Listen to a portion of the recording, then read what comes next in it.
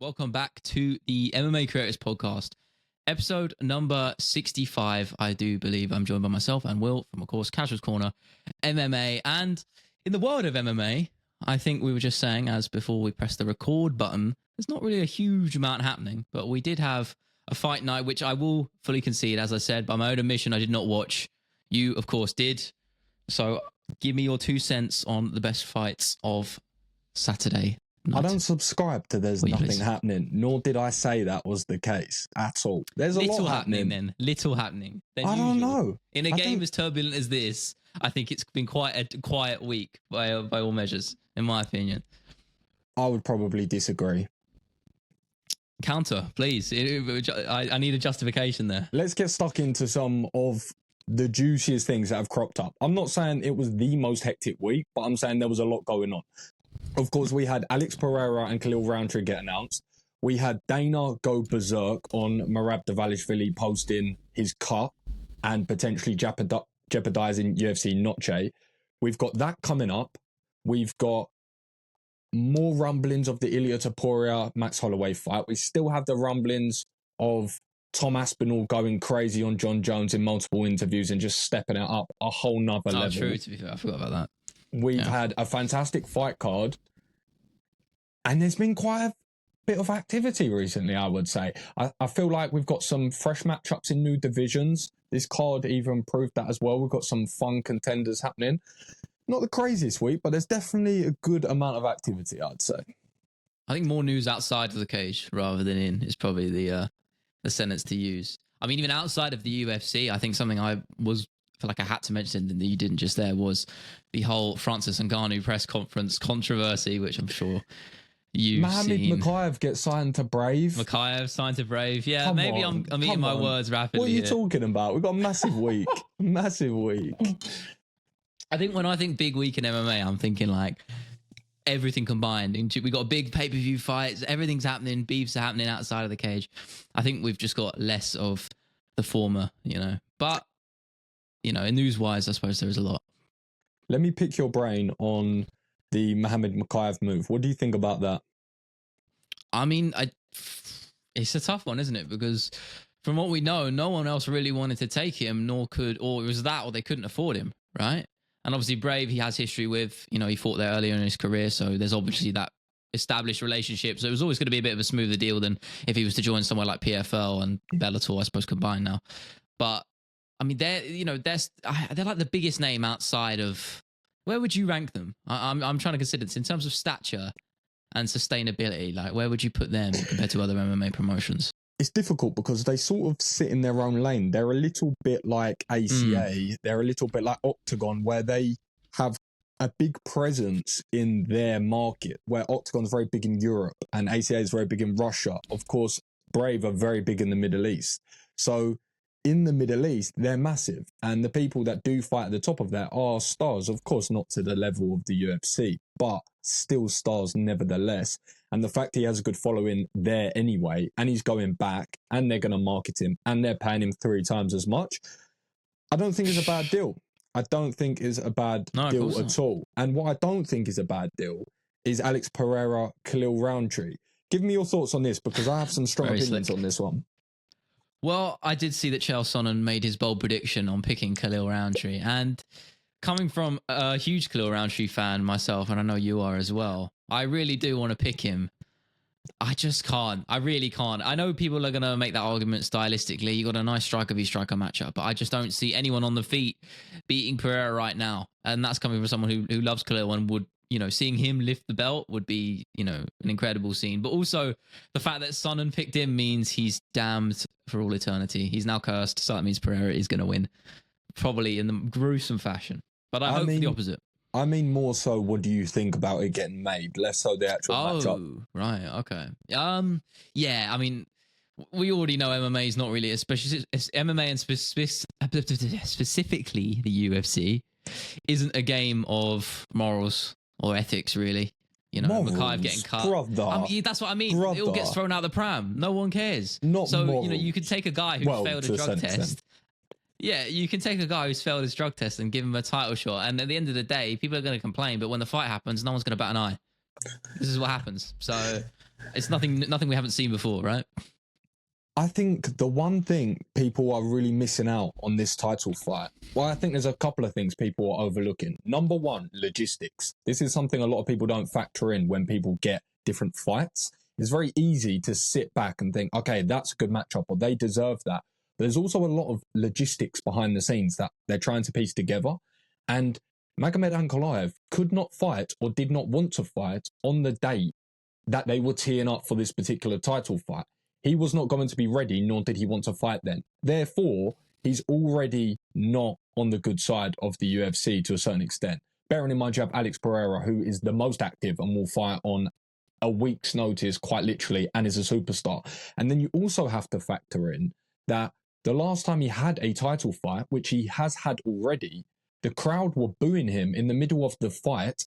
And not only that, it goes to a draw. And then post-fight, he's talking about conspiracies and things like that. So it's not a great way to have one shot. Now, I'm not saying he doesn't deserve it, but we know that the UFC is in a meritocracy. My point is, you don't get many opportunities, and sometimes you get bypassed if you don't maximize your time in the spotlight.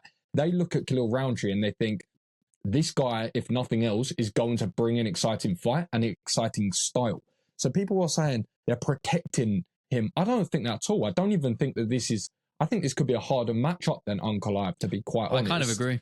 I think it could be a harder matchup. And what people aren't factoring in is when they have someone like Alex who's as exciting, as active, they want to make fireworks. And Magomed Ankalaev has had those opportunities and he hasn't seized the moment. So Khalil Roundtree hasn't had this moment yet. Let's see what he does with it. And then last thing I'll say is, on the back of the suspension, I'm glad that it played out the way it did, because when you learn about the details of how it happened and how he flagged it and the actual substance which was found, which is DHEA, which is not even a performance enhancing drug, when you find about the details, you think, okay, this should maybe...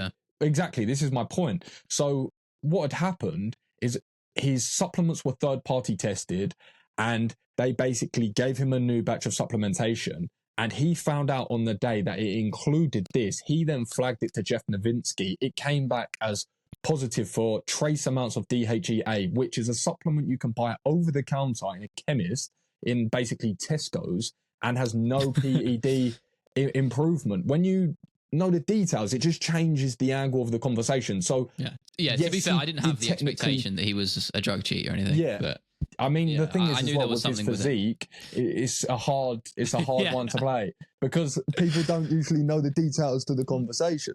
Now, and you people could don't look usually at that, look like that. And you could look at that and say, well, he still failed it, and technically correct. But I also think that it's not bad that we live in a world where there's a little bit more flexibility of saying, actually, we've looked at the details and there's no need to suspend this man for 6 years or something crazy. So yeah, that's the more overall cut of that. But that's quite a big fight. Well, it's a massive fight, in fact, because Alex Pereira is a star. Predictions. Who are you picking? I think there's only one answer right now. But yeah, I'm not counting out Khalil, but I'm always favouring Alex with the momentum and just with the striking pedigree. And especially after I think we made that mistake last time with Jamal Hill. I think we were both riding high on Jamal Hill, stylistically being a tough matchup, but that didn't happen. And then he went and beat Jury again. So right now, I think we can't. The proof's in the pudding. I think sometimes we need to look at the bigger picture with fighting and look at the obvious. Like, this is a weird comparison, but I was just watching Man City demolish Ipswich the other day, and I was like, it was so obvious. I was fantasy football. I was trying to pick who to captain in my fantasy football team. I was like, obviously I picked Haaland, and I was like, it's the no-brainer pick, because you have doubts that enter your mind. It's the same with fighting, right? When you're trying to pick a fight to win, sometimes you've just got to be realistic, look at the results, and usually that ends up happening. So, not all the time. It is mixed martial arts, but I think Pereira is probably the safe bet. And I mean, I'm trying to think of. I mean, I've the one fight. This is just on a random tangent. One fight that I've just been back and forth on in my head, and I can't wait for it to happen. I know where this is going. The biggest fight. Honestly, and this might be hyperbolic, but fuck it. Might be one of the biggest fight in the last, let's say, 3 years. Is that a crazy take? Max Holloway versus Ilia Topuria at UFC 308. You're shaking your head. I don't think it's a crazy take. You don't think it's a crazy take? Okay, I'm glad you're kind of with me there. Because, man, I mean, when you look at the journeys of both guys, they couldn't really be more opposite, but skill set wise, they're so evenly matched. And I've been back and forth on my predictions on this on my stream so much, but now I think I'm firmly switched to the other side of picking El Matador. I think he's going to walk through Max Holloway. I didn't think this originally, but I've changed tune. I just wanted to get your 2 cents on it because my opinion has changed so drastically on that fight. I won't dive into a full-scale breakdown of what I think with that, but in regards to a matchup and in regards to magnitude, I agree. I made a video on this today saying a very similar thing, just because this sport, as we know, is a very much what have you done for me lately. And both men lately have done incredible things within the sport. You have Max Holloway, who's gone out on the biggest stage with the most viral knockout of all time over a legend in the lightweight division for the BMF belt. There's so many factors at play, it's hard to construct it into one order of priority. And then on the flip side, you have Ilia Topuria, who's gone out and done the unthinkable of stopping Volk at featherweight. He's done everything that he's predicted on massive cards and is super cool and marketable. And you have both men coming off of ridiculous momentum. And like you said, both superstars within their own rights, very different journeys.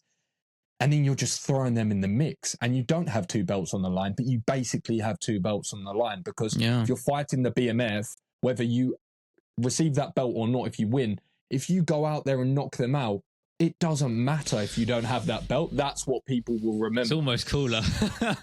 Of course it is, right? Yeah. So I don't think it's hyperbolic to say it's one of the craziest matchups. And they both do a good job of being present in the public eye, being relevant and fighting consistently. So no, I don't think it's crazy. I think it's huge. something that really sold it for me. You've probably seen this clip. I can't remember who the fighter it was talking about it, and that's really annoying me. I think it might have been Gilbert Burns. I could be wrong there, so someone might correct me. But he was talking about how Topuria, I think this was even before he was the champion, pulled up to their gym, and just knocked out 3 of their guys in hard sparring, like, which is just crazy. Like, I don't know whether that's a morally okay thing to do or whether he meant to really, it was like a mutual agreement to go hard in sparring and it just ended up happening or what. But I think it just, even in an out of sort of wider perspective, it just shows you how dangerous this guy really is. And there's always the talk on who's the guy to crack Max Holloway's chin. I'm not saying Topuria is going to do it, but would I say he probably has the best chance? I think so. The way I've envisioned it, I always look back to Dustin Poirier against Holloway. Oh, okay. Oh, well, no, not like that. I don't think Holloway's going to get put to sleep like that. Touch wood. But UFC 236, Holloway versus Poirier 2 is I think that's the real bit of tape study to Poirier and his team are going to do a lot, because Poirier had a lot of success on the feet there and was really one of the few people, I think, back in Holloway's prime. I mean, you could argue he's in his prime now, but to really have success on the feet and start to take over. And I think Topuria and his team are going to be all over that fight, analysing, doing their due diligence and finding a path to victory. The last thing I'll say on this is, whilst I don't think that's a bad idea, I definitely don't think if you go back to that far in Max Holloway's career, that's going to do you many favours, because he has changed a lot and he does continue to keep evolving his style. Hence why I said it was going to look different against Justin Gaethje. And then you go back 1 or 2, look at the Arnold Allen fight. He fought on the back foot and laterally the entire time. So we're seeing changes in his game. He's not getting hit as much. So it will be interesting to see the game plan as well from Max, because he's constantly changing. It's easy to think of him as the person who's been hit the most and been in wars and 5-rounders, which is true. But also, if you look at where he's trending, he's also changing his approach to a lot of these fights as well. So just seeing how it comes together on the night is just going to be fascinating as well. Can't wait. I cannot wait. Yeah, that really is a big fight. Talking of big fights, we won't get into this too much because this is another week and another teaser. But I do just want to get to hear your thoughts on it, because Dana White was visibly... This was a little while ago, but was visibly annoyed not only at Merab for posting his car on Instagram, but also at Conor McGregor, just not putting pen to paper on a particular date and just saying, you know what, I'm not even talking about this until he's coming back. And now we're getting a lot of the footage of Conor saying, free the Mac. I'm fighting in December. I want Free the December. Mac, man. This guy. I think tell me if I'm wrong. And I'm not saying that he's not the biggest star, or I'm not saying that he doesn't pull pay-per-views. I'm not saying any of that. But I definitely feel there's a slight shift in the way that the UFC see their need for Conor McGregor with the likes of Max Holloway, with the likes of Ilia Topuria, Sean O'Malley. Yes, we don't necessarily have one person which is doing all the legwork, but with the likes of Alex Pereira and Tom Aspinall, John Jones, these people fighting in and around these times, they're realizing that, you know what, if you're going to mess us about, cool, we're not going to entertain this. We've got things to do. And it feels like a slight shift. And it's not that we haven't necessarily seen this before. And maybe I'm looking too much into it, but it does feel a bit like that. What do you think? No, I agree with you. I think in the mid 2010s, sort of 2014 to 2017 period, obviously when Conor McGregor was quite literally in his ascendancy, it felt like all of the resources and concentration from the UFC fan base and the company themselves were just piled into the stocks of Conor McGregor. Yeah. And less so anyone out of that. Obviously, hardcore fans will beg to differ, but it's difficult to look outside and see the bigger picture when you're so involved in the sport sometimes. Because the truth is, McGregor was their one and only star at the time. I know Ronda Rousey, for a bit, but again, she was tailing off at that point. And now you compare it to now. Obviously, McGregor probably doesn't hold that level of star power, as you said. But the UFC are right in not playing ball with him, because at the end of the day, they've got a lot of different names. You maybe won't ever reach the same level of star power as McGregor did at his peak. And to be honest, it's hard to say anyone ever will. But they have a hell of a lot more of guys who are, skill-wise, much better and more well-rounded, will actually fight, for one, and, consistently in the cage. As I just following up from that. So I don't think it's a bad take at all. I think the UFC are well within their rights. And he's done enough to alienate the UFC fan base as it is. Obviously, the casuals and people who don't really watch mixed martial arts regularly will still probably pick up and buy the pay-per-view. But I think he's, over the last 2 years, I'm in particular one of those people who've gone from the people who have been hoping he was going to fight, mainly to just see him lose more than anything, but to now thinking it's not a case of when, it's now a case of if at all he's going to even enter the cage. And I'm leaning towards he won't ever, to be honest with you, at this point. It's been going on for too long, hasn't it? Like, I feel like we should just almost like put him down. You know what I mean? Just get him out. Just get him out of the UFC. I'm tired of it. That's a bit real quick, actually, the only silver lining to that entire saga of the last 2 years is his Twitter voice notes. They're always entertaining. I will, without fail, I have to say. But yeah, that's about as far as I'll go in terms of praising Conor McGregor.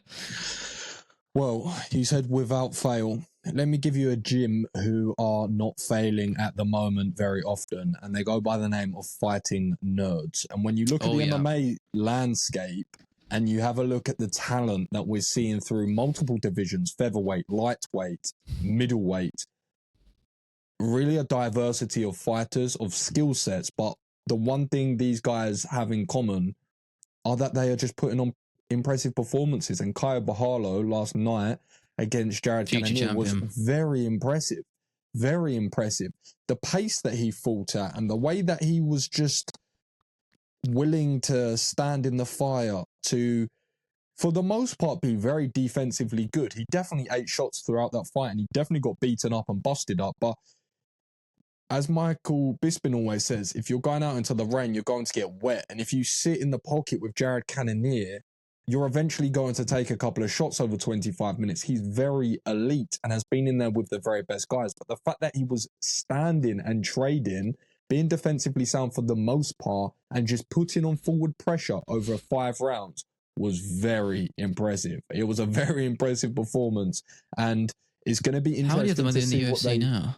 Well, you've got... This is the fight now. Bruno Brazil. You've got Bruno Brazil.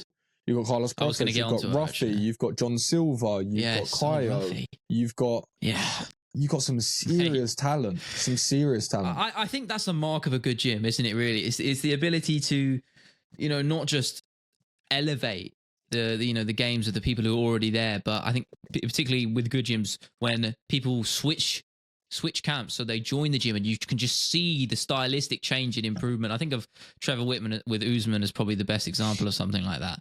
But, I look at Bruna Brazil. She was a massive underdog going into that Molly McCann fight. And she came out there like she was a completely different fighter compared to what any of us had expected or seen from her before. And again, yeah, as you said, it's just a testament to what they're doing. I don't really know what's in the water over there, but whatever it is, I want some of it because they seem to just be the hottest topic in terms of a gym in not just in the UFC, but I think in MMA right now. Just absolute killers.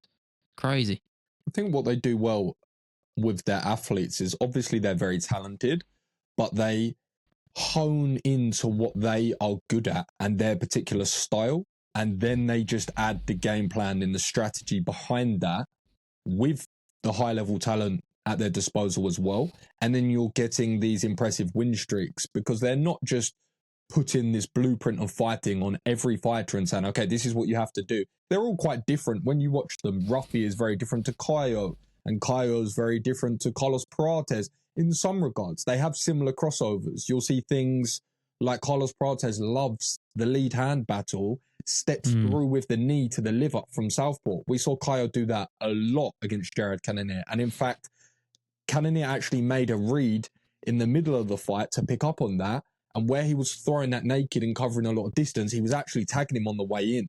So he was having a lot of success with it, but sometimes he was even throwing it too much, and Jared Cannonier was making those adjustments. But then we saw Kyle counter that and not do that as much and start setting that up. So it was constant chess battle, and they mentioned it on the commentary as well. It was constantly small movements from both guys, countering the next move and the move after that. It was a really high level and high paced fight, which was impressive. So what would you do with him next in the middleweight division? Because things are getting a little bit more interesting there now. I've got an idea. It's a tough one, isn't it? I'll go first, and of course I'll throw it back to you. I saw some people clamoring for a title shot. I think no, a little bit too soon. Close. I think one more fight is the realistic shout. I mean, in my opinion, obviously, if you can patch up just some of those defensive gaps, I think realistically we're looking at a future champion. He's just so well rounded. The Paul Craig fight, I think, just showed the levels of that. Craig's always been a guy known for his jiu-jitsu, and despite practicing and trying to grow his striking over time, it's never really clicked for him. And you can just see the golfing quality in that fight on the feet it really was like taking candy from a baby. And that really, I know obviously I've watched Brallo extensively before, but it was that fight where I was like, okay, this guy is top five. I can confirm he's top five material now. And of course the Cannonier performance, I caught the highlights of it. As I said, I didn't watch the full card, but just as impressive as I thought. In terms of a matchup I'd like to see in the future, it feels like everyone's booked right now. Obviously, I'm probably wrong, but you could toss me a name. Hit me with it. I like the idea of the loser between either Robert Whittaker and Hamzat Chimaev, or the loser between Brendan Allen and Nasruddin Imavov. Because the timings for those fights just lines up for a few months down the road. Just heal from that, because it was a very tough fight. So you're going to need a little time off just from that to recover, to heal, need a little breather, come back in, face the loser of one of those contender matchups, and then look to go from there. I think that's probably what I would do with him next. It's a weird division, isn't it? It feels like everyone in that top five has got a claim to the belt right now in terms of deserving of a title shot. You can make maybe not 100%, and some might stand above the rest, but each of them can make a valid argument for why they deserve a title shot. I mean, Chimaev innately because of his star power and his clear ability. I think that's for one. Whittaker obviously because of his two wins. Again, Chimaev. Okay, well, let's look at it from this perspective of you couldn't give him a clear, would the UFC argument. give him the shot? Would the UFC give him the shot? He would need a win over Whittaker. If he wins over Whittaker, but he wouldn't get it before that. Well, okay, I mean in the case of if they weren't booked, right? If these guys weren't booked to each other, you can make the argument Chimaev could get a title shot. Whether you think he deserves it or not, you could see him fighting for the belt. I don't know if the UFC would do that, though. I don't know. Why wouldn't they? Just because he's had no recent fight at middleweight, apart from that Usman fight. And I just think that there are... I've seen crazier things in this fight. I have seen crazier things, but I just don't know if they would necessarily go down there. It wouldn't shock me if they did, but if he beats Whittaker, I think he bypasses everyone, and I think they chuck him in for sure. I mean, but the fact we're having this conversation, right? It kind of proves my point. I don't massively disagree. We don't rule it out. No, exactly. So Robert Whittaker, another one, obviously 2 wins in a row. Very much a good argument there. If he wins Chimaev, he's basically in the lock. Strickland is fighting the winner. He's now fighting Dricus du Plessis, of course, because we had UFC 305 the other week. And I mean, I'm probably missing a name in there that's really obvious. I mean, Adesanya as well is still in that picture. Probably less so for him after he had a shot which many I think people thought was undeserved. So I think that's pretty valid. He's probably the only one there I'd say that you can't in good faith give him a title shot. I'd like that fight though. That's it. That's the name I saw actually. Adesanya, Caio Borralho. I'm not. Maybe it's a little bit too quick of a step up, but I'm there for it. I think it's a fun fight. No, not at all. Why not? I like that a lot. I think it's good. I think it's a good matchup. Stylistically, it's a fun one. I think it gets Izzy back in conversations in and around if he wins. I think it will be a fun scrap. I think it's somewhat of a passing of the torch moment, and I think they know that Caio is a possible star. I think they know the angle of the Fighting Nerds. I think they'll play on that. And I think they're more than happy to have someone like Caio sort of come over as an exciting striker, putting on high-paced scraps like that. If you're backing up Jared Cannonier for 25 minutes, that's a fun guy to have around. So I don't think there would be anything wrong he's 31. about I just wanted to check how old he was. Yeah, he's 31. So right in his prime. This is it for him, really. This is the time. This is the time where you want to be the champion. Fight. I think it's the Izzy fight. Yeah, it does line up, doesn't it? Yeah. I don't think that goes well for Izzy, rather. Honestly, I really don't. As you said, passing of the torch, it happens all the time. And yet I feel like people, when it comes to predicting fights like these, they always make the same mistakes. Because, yeah, there is the rare exception, but 9 times out of 10, the younger, fitter, stronger guy is going to win. That's just how it is. Like as I said, there are the rare exceptions, which I love to watch. I think of... I'll give you a rare exception. Was it Faber? When Uriah Faber ran back the years against, I think it was Ricky Simone. Could be wrong there. I think that was like a rare exception. He was a big underdog in that fight. So it does happen. But on the whole, right, it's... You gotta take biases and sort of the romanticism aside and be realistic. But yeah, sorry. I'll give you 2 examples. One where that did happen and one where that didn't happen. One where the passing of the torch didn't happen is Edmund Shabazian versus GM3, which was an insane fight where Edmund Shabazian was just brutalizing Gerald Mershaw, who then goes out and does what he always does at middleweight because he has the most submissions in middleweight history. He's one of the most slept-on fighters in regards to his accolades ever. Not only does he top the submissions, he's also got the most finishes in middleweight history. And I knew that the submission was going to be a very live threat because it always is when you watch him compete. But I did think it was going to be a guillotine of a wrestling attempt. I didn't quite see him getting beaten up that badly and then snatching a beautiful submission right at the end after Shabazian blew his load. I think it's very typical of both guys' careers, if I'm honest with you. Shabazian's always been a guy with, very good striking threat, but a pace he can never really keep up past like the 10-minute mark, generally speaking. And his grappling has always been a big hole in his game. And it's sort of almost the yin to each other's yang. I mean, GM3 or Meerschaert, he's pretty much the direct opposite. Incredibly established grappler, of course. Striking, leaves a lot to be desired. So it really was that perfect clash of styles. And I think, obviously I watched it back and GM3, came on near the end and got the finish. So yeah, fair play to him. He's always game as hell. That's the thing. He talked a big game against Hamzat Chimaev when he fought him. And I know a lot of the casuals will point to that and they'll know him for that. But I think to the hardcore fans of the fight game, I think they'll, they give him his flowers, and rightfully so. Well, speaking of giving flowers, someone that I have done that for a very long time, Michael Morales, and he goes out against the number 1 GOAT gatekeeper in the welterweight division, Neil Magny. If you are deserved of to be fighting the very elite, you'll beat him. If you're good, but you have things to work on, then he will beat you. And he was on point, Michael Morales. He had that break against the cage, spinning back elbow, and then a lovely finish. And to finish Neil Magny in the first is a statement performance. The man can grapple, the man can box. We've seen creativity now, and we've seen finishing ability, and he still has an undefeated record. Michael Morales has been someone that I've been high on for a very long time. So to see him come out with a performance like that, wasn't shocked. But you never know against Neil Magny. He's just that guy. You never quite know. We've seen many rise and many fall at the feet of Neil Magny. So it's always impressive when you can go out there and beat him first and foremost, but to finish him in the first, that's a statement piece in the welterweight division. And now we've got Shavkat Now we've got JDM. We've got Ian Gary. We've got Michael Morales. Oh, I tell you what, that Ian Gary, Michael Morales.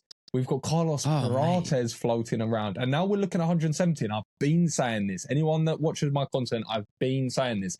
This is becoming the sleeper division, 170 pounds. And then, of course, we have Bilal, new blood at the top. We still have Leon in the mix. Kamaru Usman's still there. So we've got a nice blend now. It's not stale at the top with Colby and Usman rematches. No, we've got new undefeated finishing blood. We've got Shavkats and we've got the That's what welterweight's really been missing, hasn't it? Yeah, I think that's the best way to summarize it. For sure. Finishing, a knack for a finish, you know? We haven't really seen that in the last, I mean, how long? A long time. I know Usman was really starting to pick up that momentum, but on the whole, he's not known for it, right? You know, he's not a innate finisher like some of these guys are. So yeah, I mean, I think realistically, we look at it on a timescale, generally speaking, the way the fight game moves, next year and a half, 2 years, I think going to be very special. So I can't wait. Very excited. Again, Shavkat, I want to see more of him. Yeah. What's he been doing? He's been ages since he fought. Waiting for Bilal. Do you reckon? December. I think they're going to give it to him, aren't they? I know it's him or Usman, isn't it? Seems to be the rumours for UFC 310 or 310 rather. I don't know which one that's going to be, but either way, it's a fun fight. And it's a no-brainer. Come on, I don't know which way that's going to go. It's a no-brainer. They go. No, well, it's not a case of what I want. It's a case of what the UFC are going to do. I think the UFC know two things. I think they know Shavkat is remarkably marketable, and also that he is beloved by the fans. They know those two things.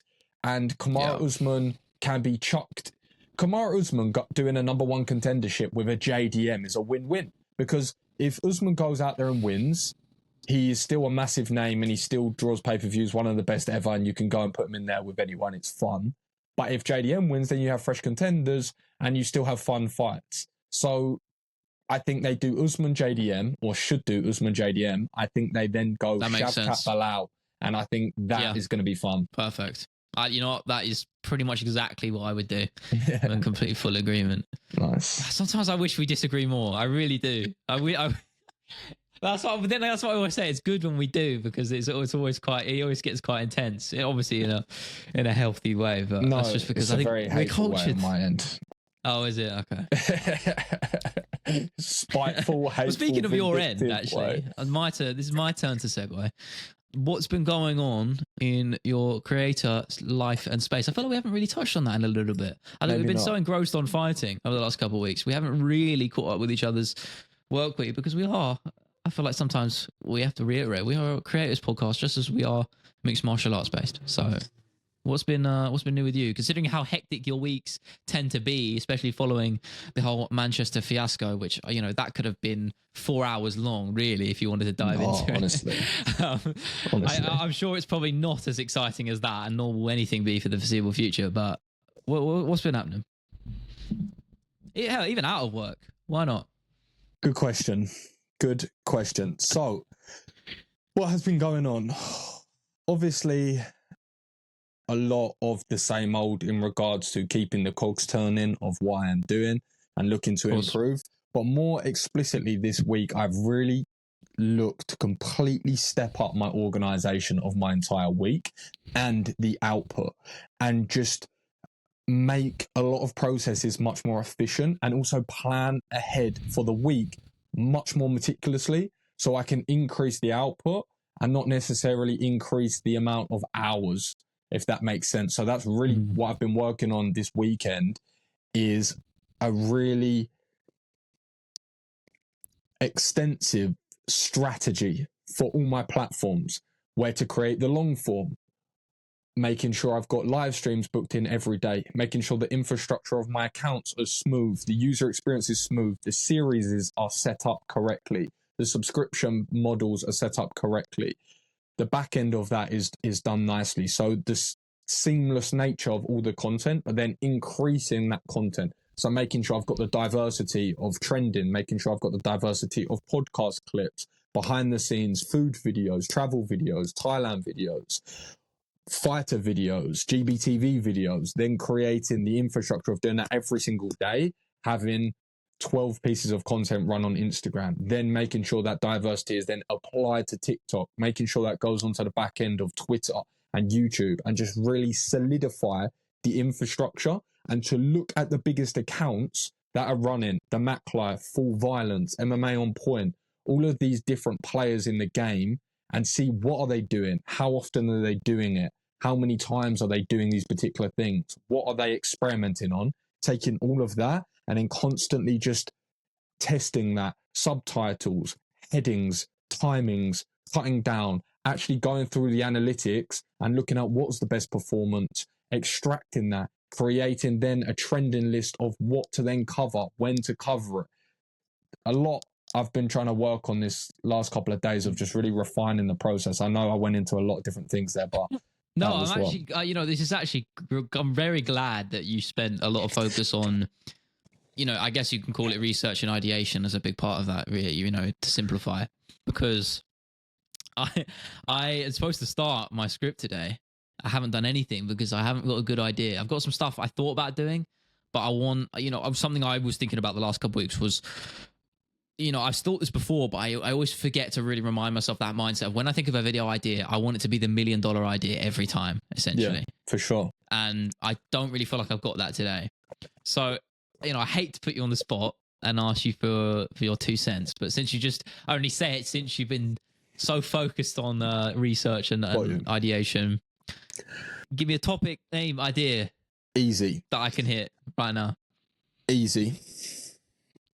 I think, bearing in mind this is also a cross-reference to one of your best performing videos, what's trending right now, what I know to be in hot discussion, John Jones, Tom Aspinall saga. Yeah, it does make sense, doesn't it? It's the right answer. I'm telling you that. It is the right answer. I just difficult when you rehash old stuff. Do you know what I mean? Not there's a lot of new information. There's just there's new a angles, lot of more nuance. Yeah. There's a lot more storytelling. There's a lot more details. There's a lot more different atmosphere around the fighters. There's a lot more that's gone on. A lot. I got to think. Yeah, no, you're right. You're right. I like that. I might crack with that. I just need a title.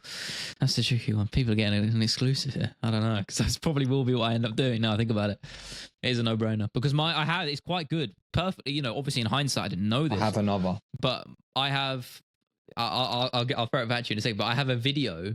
I have 2 videos. I've got my John Jones documentary and my Tom Aspinall documentary, and I've made minor adjustments to the titles of them, etc. But each of them incorporate that element, and they've still just chugging along, like even now. So combined forces. I guess that's a testament to that. But yeah, sorry, as you were saying, combined forces with that. But the second one, you ready for this? Please. You said before, I'm not doing it. I think you just need to change your mind on this. Here we go. Belal Muhammad. No, I've got that written down. I'm planning to do that, but I'm waiting until. What I've realized is there's a good optimized sort of, I wouldn't say schedule, but whenever I want to do a fighter documentary, if I can get the uploaded a month before the pay-per-view. So whenever they're scheduled to fight, I will do the video that week, the month before. So it has that entire month to build up over time, essentially. But he doesn't have a fight announced. Yeah, I know. So I've got it on the back burner. It's on my shortlist. I've got that written down, as I do with Charles Oliveira. So don't you worry about that. They're coming. But I do, the John Jones. I still feel like you could tell a story that doesn't necessarily have to be how you would tell it if it was a month out from the fight about Belal Muhammad right now. No, of course I could, but it's just in true. terms of optimized releasing. Like, it's not in terms of the story I could tell. I just think it's just when's the right time to do it. He's one of the most trending names in the sport right now. I doubt I changed my approach anyway. Because Belal's... Sorry, what did you say? One of the most trending names in the sport right now. Yeah, somehow. I say somehow. No, he's done a good job. No credit. Sorry, Belal. I actually quite like you. I think you're sometimes a bit of a knob, but I think you've got to be in this also, game. But yeah, he's a nice dude mostly. I can't remember if you've done this more recently, but you said I like to do fighters a month before the pay-per-view. Sean O'Malley. Yeah. No, I would. I would, but yeah, maybe. I don't know. You don't have to be first. You just have to be best. I know what you were going to say. Yeah, that isn't. You're just looking at this all wrong. If there's 100 different writers and editors, there's 100 different ways to tell a story. That's true. Yeah, no, I just need to do some thinking. Because I've honestly, you see the amount. I know you can't see it, but I'm just going to show it to the camera. I've just hit you with 3 absolute gems. But the amount of ideas I have I'm just scrolling on my phone. I write down all the time a round of stuff I'm going to do. There's some 2 cents for I've got one viewers, more. listeners. I've got one more. Please. The more, the better. Truly.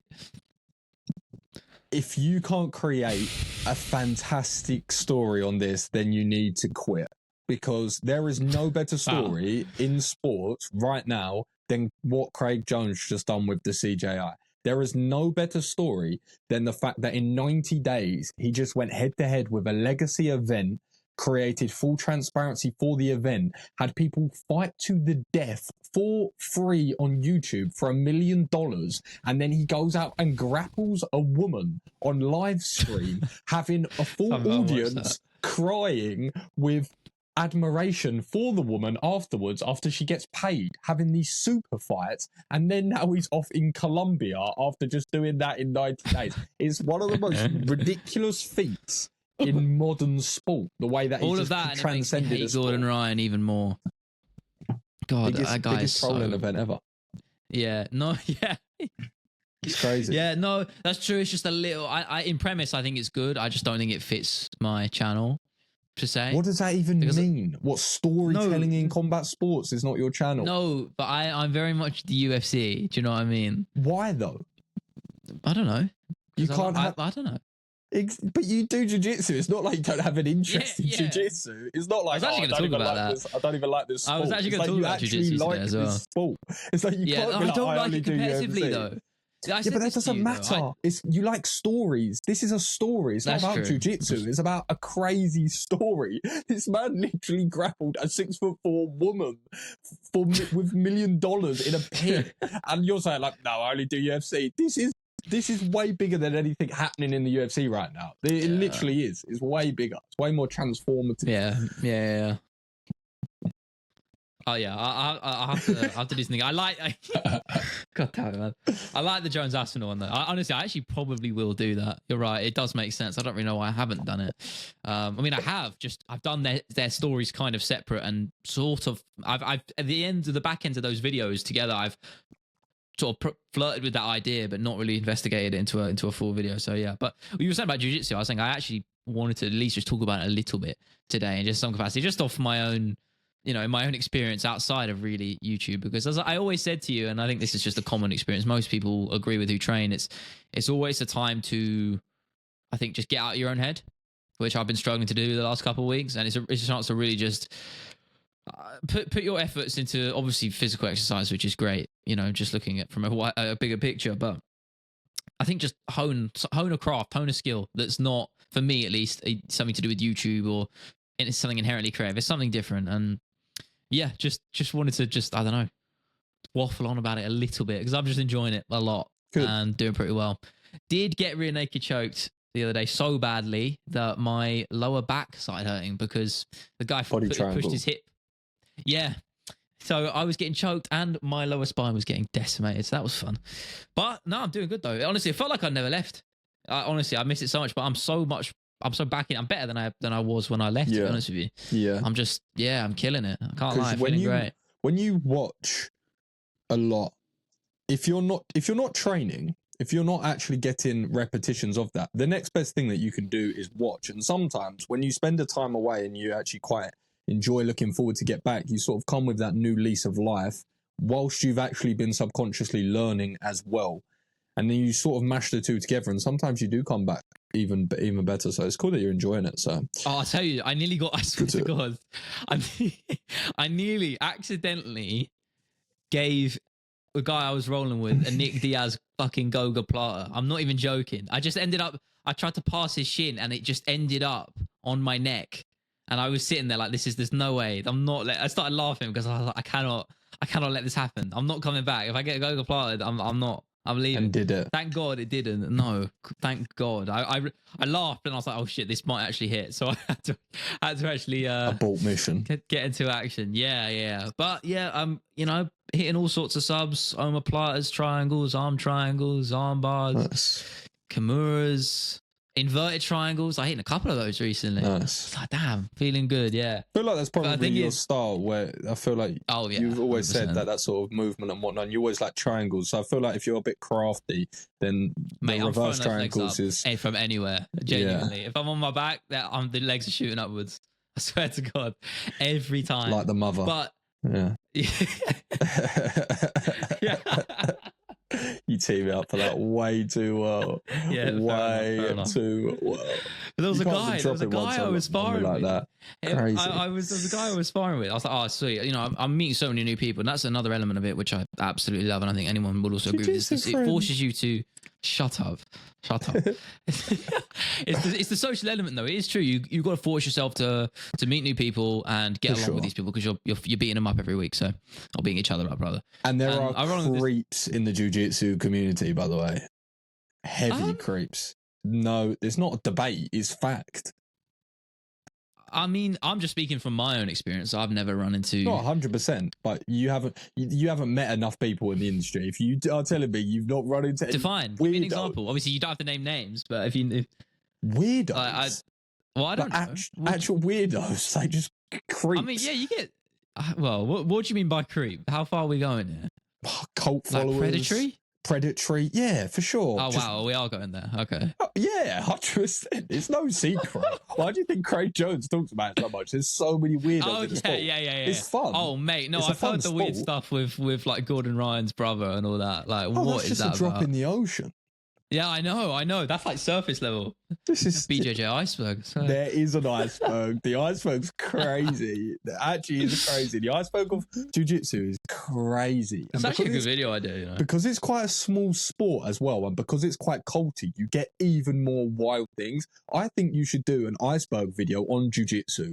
That's what we're coming to here. I like the idea. I have to do an insane amount of research. Yeah, you'd have to scratch yourself up for sure. I know you should message on the undercard if you do that for a video, because she will. Yeah, that's a shout. She has some great resources. She has some Substack reads. Some of her content will really fill you in with the details, because there is some drama. Make no mistake. Yeah, I mean, I know you talk about creeps, but I think that's more the competitive scene, right? Generally speaking. I don't know, because I feel like your average recreational BJJ practitioner is 99% of them are just stoners or people trying to get in shape. Like that is, I mean, obviously, I definitely don't exactly fit that bill on either side. You are trying to get in shape. Yeah, well, yeah. I mean, from a more like extreme perspective, but I'm like I don't know. I think everyone I spar with is pretty nice. The thing is, you always get there's guys like I sparred with a guy the other day. Never met him. I was like, sweet. This guy, like, I'll probably in his like mid to late 20s, and he was like, you know, clearly in shape. I was like, okay, this guy looks like he's got some experience behind him. This guy shoots like a fucking double leg on me straight away. I'm like, okay, right, I see where we're going. And then he gets this pretty competitive role, and this motherfucker ends up wrist locking me. And then I started laughing. I was like, bro, how long are you training? And he's like, 2 months. I was like, there's no way you've been training 2 months. He's like, oh yeah, and I do wrestling. I was like, yeah, sweet, there it is. But you do get that. Place. Yeah, mate, it's insane. Different power. These wrestling guys are so strong. You got to get on it, man. I know you're busy though. That's I don't enjoy it. I don't really enjoy it. Do you really not? It's not that fun to me. What about Muay Thai? Because I know I know you love it. Would you be what? I know you think. I guess it's because you're all about all the time, isn't it? I love. But I guess if you can afford it, when I do it, why would you not consider doing it regularly? I did it last week. Did you? Yeah. Oh, well, like a drop in, or do you have a membership? Well, I have a friend who's fanatical about it, and we have all the gear in regards to pads and body shields and things like that. So usually we go to the back of his house where he has a garage which is converted into a gym. Or I remember we go to the local field and just get an open air workout. We'll do some drilling of techniques, and then we'll hit pads, and then we'll do some clinching and whatnot. So I get a good little workout in. Damn. Yeah, you should. Would you consider investing into a membership at all, like going regularly? The truth obviously, I go is, twice a week, and that's like a perfect fit for me right now. It's what it doesn't feel invasive. It's what I say with my just gym workouts as well in regards to weights. I just never want it to take up too much time of a day. So, for example, I lift weights for like 10 minutes a day, and it's sweet. I'll do one session of Muay Thai a week, and I'm like, cool, that's enough for me. I don't love it. I really enjoy it, but I don't love it enough to be okay, I need to do this twice a day or 4 times a week or anything like that. It's not that much of a priority. Like, I enjoy improving, maybe having a session a week, just getting a little bit better, watching a lot of it and sort of learning a bit more about the sport. But yeah, I'm not crazy about going out 3 times a week. So I like getting a little lift in daily, little 10, 15 minutes, and then maybe getting 1 or 2 sessions in a week, and I'm happy. So you start doing bicep curls in one hand and it's like mouse clicking with the left. Multitasking. You can do that. So I guess there is the benefit, because of course you do have all the travel time and, you know, obviously the costs and everything in between. It does kind of add up and takes time out your day. It's just priority. It's how much of a priority of it for me. It basically equates to, okay, it's 20 minutes a day priority. So it's like, sweet, then we'll just subtract that from the day. But I think that's a pretty good a good place to round up. Yeah, no, I agree. This has been the MMA Creators Podcast, episode number 65. Again, I have to double check that, but I do believe that is the correct number. And we will see you again next Sunday. Have a good one.